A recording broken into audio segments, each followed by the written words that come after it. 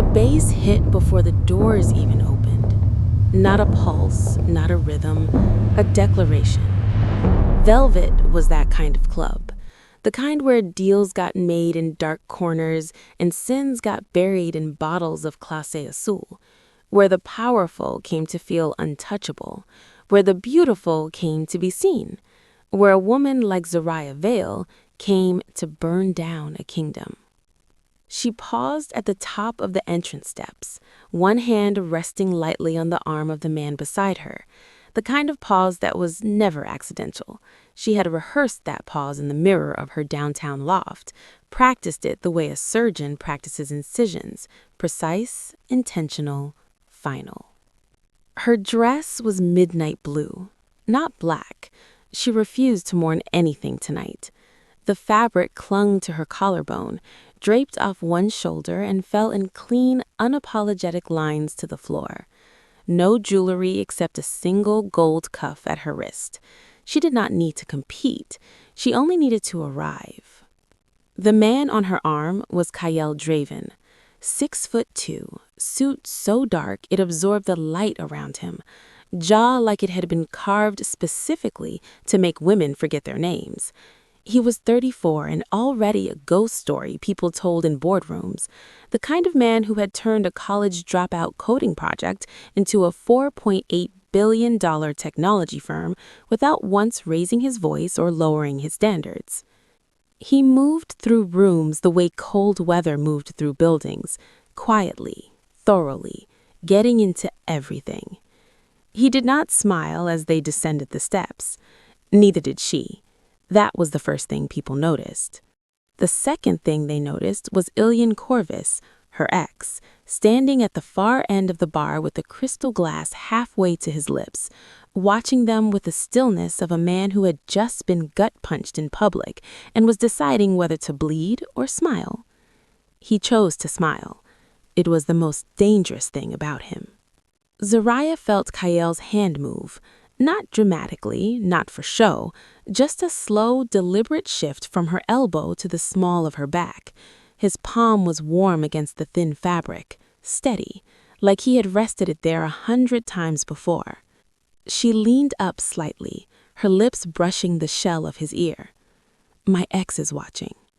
She said it the way she said everything, quiet, controlled, with that fractional edge beneath the calm that could cut glass if you pressed too hard. Kael did not stiffen, did not look across the room. His fingers tightened, barely, at her hip. "Good," he murmured, and then he kissed her. Not a peck, not a polite brush, a real kiss, slow at first, the kind that announced itself to the room the way thunder announced the lightning. His other hand came up and touched her jaw, tilting her face toward him. Her fingers curled against the lapel of his jacket, not for performance, she told herself, just for balance. She kissed him back. God, she kissed him back. The bass kept pounding. Somewhere nearby, glasses clinked. Ice dropped into crystal. The room kept spinning. When he pulled back, his eyes found hers, not with triumph, with something quieter, a question he had not decided to ask yet. Across the room, Ilian Corvus set his glass down very carefully on the bar. Very carefully. But what no one in that room knew, she was not using the billionaire.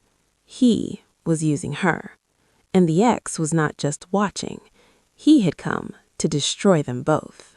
The private lounge smelled like cedar and expensive whiskey. Zariah stood at the floor-to-ceiling window, her reflection floating over the city lights like a second woman, a calmer one, the one she performed for the world. She heard the door close behind her.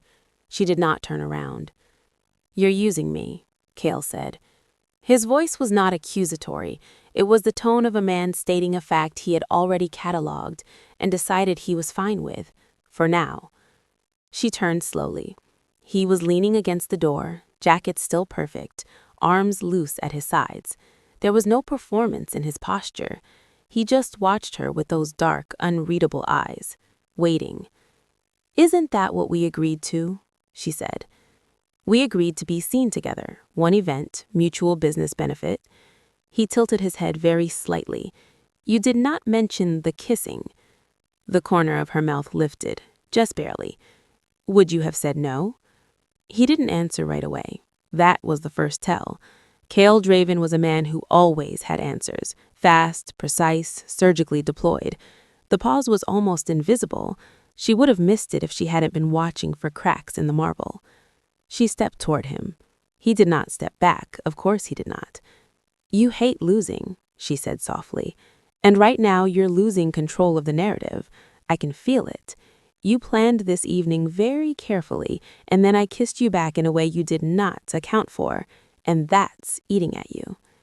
Something moved behind his eyes, a flash, quickly contained. "Are you always this perceptive? Or is this specifically for me? Specifically for men who think they're running the board?" She was close now. 3 feet. 2. The city glittered behind her, 30 stories of light and ambition. He could smell her perfume, something dark and warm, oud and black iris, the kind that lingered after people left rooms. It struck him, suddenly, that every detail of this woman was chosen, deliberate. Architecture. He reached up and brushed a strand of hair back from her face. The gesture was slow, almost lazy, but his fingers barely grazed her temple, and she felt it everywhere. Her jaw, her collarbone, the base of her spine. "What do you want from tonight, Zaraya?" The way he said her name was criminal, like it had weight in his mouth, like he'd been holding it there a while. "What I've always wanted, for him to watch me win." Kael studied her for a long moment. Then he leaned in, not to kiss her, but close enough that his breath touched her cheek, and she could feel the heat radiating off his skin. "Then stop making this about him, and let's talk about us." Her pulse betrayed her. One hard knock low in her chest. She hated it. "There is no us." "There's that kiss," he said simply, "which was real. We both know it." She stepped back, because she had to. Because if she didn't step back in that exact moment, she was going to do something that had nothing to do with revenge and everything to do with want. And she had not built her entire life on discipline, only to unravel it in a private lounge in front of a man she'd known 11 days. She walked back to the window. He let her go. But he smiled, not cruelly, patiently, like a man who understood the difference between a win and a rout, and knew when to wait for the latter. The calls started at 7:14 a.m. Her CFO first, then her chief legal officer, then her lead investor, whose voice carried the particular careful neutrality of a man delivering news he had been dreading. Zaraya sat behind her desk and listened to each one in turn, her notepad untouched, her coffee going cold. Outside her glass walls, her staff moved in their usual rhythms, unaware. She did not let her face change. 3 investor withdrawals in 48 hours, a legal injunction filed against her primary patent, filed on a technicality so fine it could only have been spotted by someone who had studied her paperwork for months. A leaked internal email, slightly out of context, slightly damning, trickling through the right industry channels. This was not bad luck. This was architecture. Someone had been building this quietly, brick by brick, while she slept. She picked up her phone and called Kael. It rang twice. "I know," he said when he answered. Not hello, not what's wrong, just "I know." The certainty of it stopped her. "You know?" "I've had eyes on Ilian's moves for 6 months. He activated something yesterday. I didn't know the target yet." A pause. "Now I do." "And you're telling me this now?" "I'm telling you the moment it became relevant to you." She pressed 2 fingers to her temple, counted breaths. "What do you know about the patent injunction?" I know the firm he used. I know the partner he retained. I know it will be dismissed in 60 days, but not before it rattles your Series B conversation. Fix it." Silence. "Please," she added, because she understood strategy well enough to know when pride was a liability. "I'll make some calls," he said. And then, quieter, "Are you all right?" The question caught her off guard. She had expected execution, not concern. "I'm always all right." "That's not what I asked." She looked out her office window at the city she had clawed her way into, the city she had built her name in, piece by piece, without a family inheritance, or a safety net, or a man to catch her. "No," she said quietly, "I'm not all right, but I will be. I always am." The line stayed quiet for a moment. "I know," he said again, but this time the word sounded different. She found out about it from Marcus, her CFO, who called at noon with barely suppressed disbelief. The injunction firm withdrew the filing. All three investors called back within an hour of each other, and the email leak, the publication that received it just issued a retraction, cited source verification concerns. Zariah sat very still. "How?" "I don't know. I've been trying to trace it. Whatever happened, it happened fast and clean. Someone made a lot of phone calls at a very senior level to very uncomfortable people." She knew. She drove to Kael's building, the tower in Midtown with the unmarked top floor that the real estate listings called corporate headquarters and the industry called the nerve center. She bypassed his assistant with the confidence of a woman who had stopped asking for permission for things in her 20s. He was standing at his own window when she walked in, jacketless, shirt with the top two buttons undone. He was on the phone, speaking quietly, and he held up one finger without turning. She waited. The call ended. He set the phone down, turned. She studied him across the room, this man who moved through the world like a pressure system, quiet but consequential, who had dismantled Ilian's attack in under 18 hours without a word to her, without credit, without conditions. "Why?" she asked. He knew what she was asking. Because it was the right move. That's not a reason, that's a deflection. He crossed his arms, leaned back against the edge of his desk. "Ilian Corvus does not get to win," he said. "That's the reason. And protecting me is just a side effect?" His jaw tightened, a fraction of a degree. "You did not need protecting. You needed time. I bought you time." She walked slowly toward him. He watched her come. "Kael, why does Ilian Corvus make you so angry?" The question sat in the air between them, clean and direct as a scalpel. He said nothing for a long moment. Outside, the city moved in its relentless rhythm.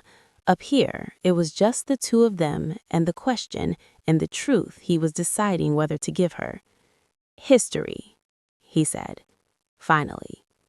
"You're going to need to do better than that." He exhaled, slow, controlled. "He funded my first company 14 years ago, took 30% equity, a board seat, and 6 months later tried to force a sale to his family's holding group at a valuation he controlled. I was 22. I didn't have the lawyers yet." He paused. "I lost 18 months and nearly everything I'd built." He walked away with a return, a smile, and not a single consequence. Zariah was quiet. "So, I'm the bait," she said. He looked at her, directly, steadily. "You were the catalyst. There's a difference." "The difference being?"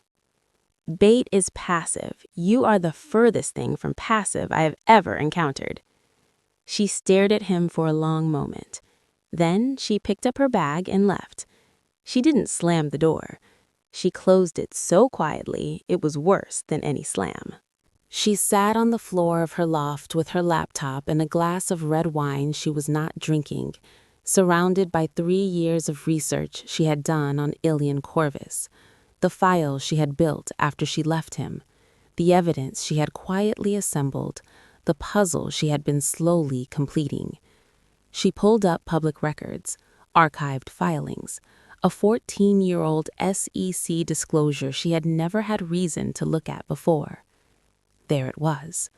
Corvus Capital, Seed Investor, Draven Tech LLC, 2011, 30% stake, buyout offer filed 14 months later, rejected, litigation, counter-litigation, an equity dilution dispute that wound through the courts for 2 years before being settled quietly, confidentially, expensively. Kael had won, but it had cost him, in time, in money, and the ugly education of learning what a predator looked like when it wore a good suit and called itself a partner. Zoraya set down her wine. She thought about Ilian, the way he had found her 5 years ago at an industry event, charmed her, pursued her with the patience and precision of a man who understood ROI in every domain. The way he had made her feel, not loved, she understood now, but selected, chosen, which felt like love until she realized it was strategy. She thought about the way he had quietly sabotaged her speaking invitations, reframed her achievements as collaborations, introduced her to people who could benefit him, and then left her out of the follow-through, the small erosions, the architecture of diminishment.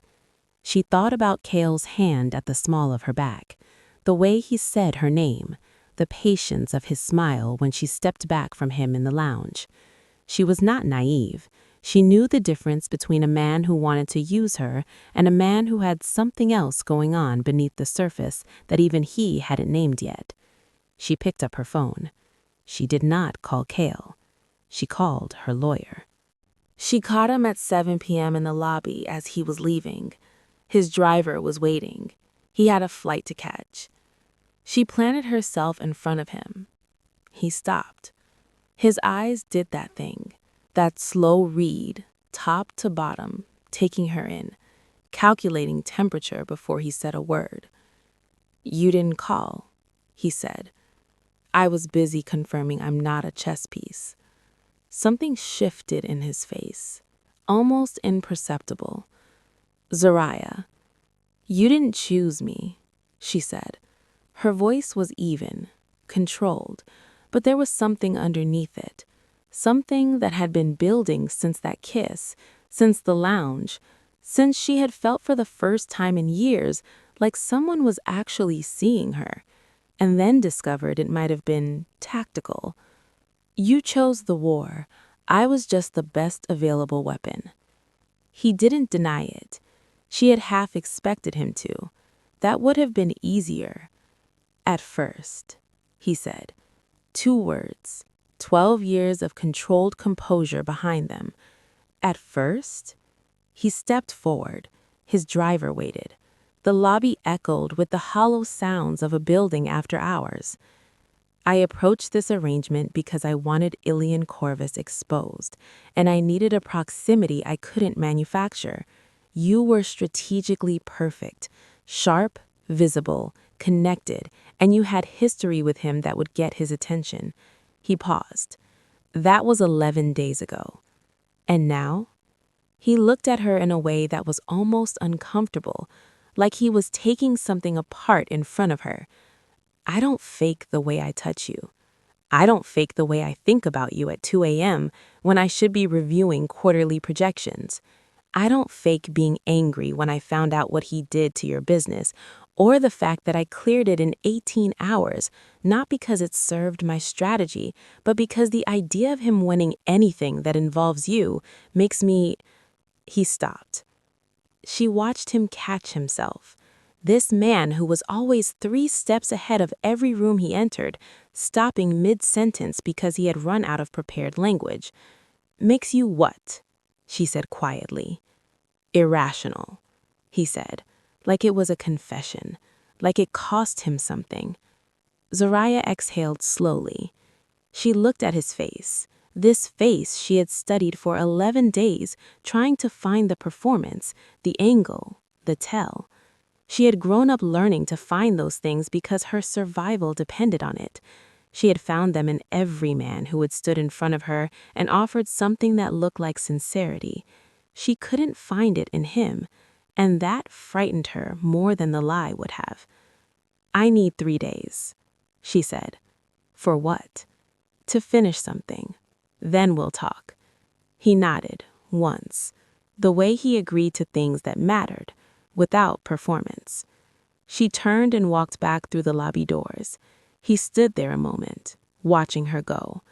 Then he canceled his flight. She called him at 11. He was there in 20 minutes. No driver, no suit jacket. Dark jeans, gray shirt, hair not quite as perfect as it was in board meetings. He looked like a person, she thought, like a man who had driven across the city in the middle of the night because a woman called, and he didn't even consider not coming. She let him in without a word. Her loft was warm and low-lit, jazz playing softly from somewhere, the kind of old, slow jazz that sounded like memory. She had been working. Her dining table was covered in files, notes, a laptop with multiple browser tabs open. 3 years of her own quiet, private war finally assembled. He looked at the table. Then he looked at her. "You've been building a case," he said. "I've been building a bomb," she said. "There's a difference." The corner of his mouth moved. She closed the laptop. "I have everything. 3 years of financial manipulation documented. Witness statements from 2 of his former associates willing to go on record. Evidence of campaign fund misappropriation. The SEC disclosure that links him to a fraudulent equity restructure in 2018 that hurt 11 small investors." She turned to face him fully. He was never going to let me exist at the same level as him. That was always his endgame. Not just to take you down, not just to keep me small. He needs to be the most powerful person in every room he's ever been in. And men like that. She stopped. Something in her voice had shifted. A tightness, a year of it, 3 years of it. Kael crossed the room. He didn't say anything. He just reached out and pulled her into him. Not desperately, not hungrily, but firmly, like he was anchoring her. One hand pressed between her shoulder blades, one at the back of her neck. Just holding. She didn't stiffen. She pressed her forehead to his chest and breathed. It was the first time in a very long time she had let anyone hold her without bracing for something to cost her. His hand moved slowly up to her hair. His chin dropped to the top of her head. They stood like that for what might have been a minute, or might have been longer. The jazz playing, the city glowing below through the loft windows, the files spread across her cable like a blueprint for someone's ruin. When she lifted her head, his eyes were already on hers. The kiss was different this time. Not strategic, not for war, not for a watching audience. It was slow and honest and a little raw, the kind that happens when 2 people who are both very good at keeping walls up find themselves on the same side of one for the first time. His hand cradled her jaw like something he had been waiting to hold properly. Her fists twisted into the fabric of his shirt. She broke it first, not retreating, just breathing. "I don't do this," she said against his mouth. "What?" "Trust people." He pulled back just enough to look at her. "I know," he said. And the way he said it, like he had paid attention, like he had seen her clearly from the very first moment, made something give way in her chest that she was not going to name out loud. "I'm not asking you to trust me," he continued. "I'm asking you to let this be real. That's all." She looked at him. This man. This complicated, calculating, quietly ferocious man who had canceled a flight for her, who had cleared her problems without claiming credit, who held her without terms. "Real," she repeated. "Real." She kissed him again, on her terms. Ilian Corvus called her directly at 9 a.m. She answered. "I want to meet," he said. "Privately. Just the 2 of us." "Why?" "Because you're about to make a mistake, and I'd like to give you the opportunity to avoid it." She met him at the private conference room at the Soho House, neutral territory. She brought no one. Neither did he. He looked good. He always looked good. That was his gift, the ability to appear clean and composed and entirely reasonable while doing terrible things. He was wearing a gray suit, and his expression was the particular blend of warmth and authority he deployed with journalists and potential allies. Concerned, but confident. The expression of a man who believes he is offering you a gift. She sat across from him and waited. "Kael Draven is using you," he said. "I know." A flicker. He hadn't expected that. "He has been positioning you as a weapon in a 14-year grudge war against me.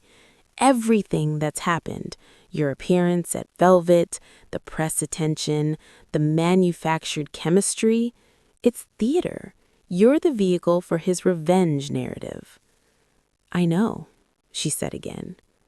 The flicker deepened, a hairline crack in the composure. "Soraya, I also know about the 2011 filing, the equity manipulation, the campaign fund transfers in 2019 and 2021, the NDAs your office pressured two associates to sign in 2022, the offshore account structure your firm uses to obscure beneficial ownership." She kept her voice even. "Do you want to keep going? Because I have about 40 more minutes of material, and I've only just reached the interesting part." Ilian Corvus said nothing. For perhaps the first time in their shared history, he had nothing to deploy. "I also know," she continued, "that you came here today because you've seen the assembly of it coming. You felt it building, and you thought you could sit across from me and play the 'he's using you' card, and I would see myself as a victim and you as a rescuer, because that's the dynamic you always needed with me. You needed me to feel lost so you could feel like direction." She stood. "I'm not lost, Ilian. I never was. I was just looking in the wrong direction." She picked up her bag. "The filing goes public tomorrow morning. My lawyers contacted 3 outlets last night. The SEC referral was submitted this morning. I suggest you speak to your people before noon." She walked to the door. "You promised me I'd never outshine you," she said without turning. "I want you to think about that promise the next time you see my name in a headline." She opened the door, left. Ilian Corvus sat alone in the room for a very long time. The story broke at 6 a.m. on a Thursday. By noon, it had been picked up by 4 national outlets, 2 industry publications, and a political correspondent who had been quietly building a parallel investigation for 18 months and needed precisely one more corroborated source to go. Soraya did not take calls. She sat in her office and worked. Her phone buzzed continuously on silent. She watched the notifications accumulate. She drank her coffee hot for the first time in weeks. She felt, somewhere beneath the focused calm, something very close to exhale. At 2 p.m., her assistant knocked and said, "Kael Draven is here. He says he doesn't have an appointment, but he used the word please, which he says you should note because apparently he doesn't do that." She almost smiled. "Send him in." He came through the door and stopped 3 paces in. He looked at her, the office, the headlines running on the monitor behind her desk, the small, contained expression on her face that she knew, because she could feel it, was the closest thing to triumph she allowed herself.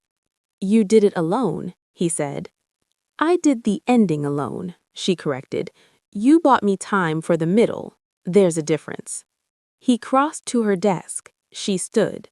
They were the same height in this moment, not literally, but in the way that mattered. "Soraya, don't say something that sounds like admiration," she said. "It'll ruin the dynamic." "Too late," he said. "I'm completely gone on you. The dynamic is already ruined." She stared at him. He stared back. And then she laughed. really laughed, the rare, unguarded kind, and it changed her whole face, cracked through the architecture for just a moment, and he watched it happen with the expression of a man filing something away as the best thing he had seen in years. The city was doing what it did in the hours before midnight, settling into its own noise, the lights softening, the density of the day giving way to something more honest. Zariah stood at the balcony railing, wine in hand, the breeze pulling gently at the edge of her shirt. Behind her, Kael moved through the loft with the ease of someone who had been shown where things were and had started to remember them on his own. The second shelf for glasses, the drawer that stuck, the light switch she always forgot to flip on entry. He came out to join her, did not say anything, just stood beside her, close enough that their arms touched, both of them facing the city. No audience, no ex to perform for, no war to choreograph. Just the city and the two of them and the particular quiet that only existed between people who had stopped trying to manage how they appeared to each other. Ilian's campaign team issued a statement, she said. I saw. He's suspending his candidacy. I know. She turned and looked at Kael's profile, the sharp jaw, the small tension he always carried at the corner of his mouth that had, she had noticed, been less present lately. The way he looked at this city like it was a thing he had earned and was still earning and would probably never stop. How does it feel? She asked. He considered. Quieter than I expected. She nodded. She understood that. She had expected the wind to feel like sound, like a roar, a detonation, the loud satisfaction of impact. Instead, it felt like this, like standing on a balcony in the evening with someone she had not expected, and wine she was not rushing, and a silence that did not require filling. You don't belong to anyone, he said quietly. She looked at him. I know, she said. He turned toward her. One hand came up to her face, unhurried, unperforming, just this. Good, he said.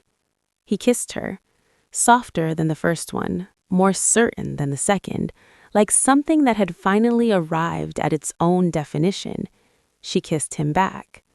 Below them, the city moved in its endless, indifferent way, oblivious to this moment, unconcerned with who won what, or who used whom, or which war had finally ended. She had not needed saving. He had not needed redemption. What they had found, in between the strategy and the sabotage and the first terrible, beautiful lie of a kiss, was something neither of them had gone looking for, something that felt for the first time in a very long time like something real.